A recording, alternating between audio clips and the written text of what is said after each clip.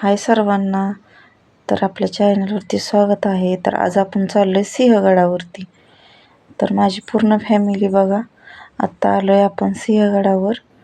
तर पहिले 2 दरवाजे चढल्यानंतर ना हे लागते 2-3 दरवाजे, त्यानंतर लागते घोड्यांची पागा. वरती आल्यानंतर हे मुलांनी माझ्या भेळ खाल्ली आणि नंतर आम्ही गेलो तानाजी मालुसरे यांच्या समाधीकडं. तिथं असे आपले शूरवीर मावळे असे भाले वगैरे घेऊन उभे होते आणि हे काका आम्हाला तेथील कोंढाणा म्हणजे सिंहगडाचा इतिहास सांगत होते.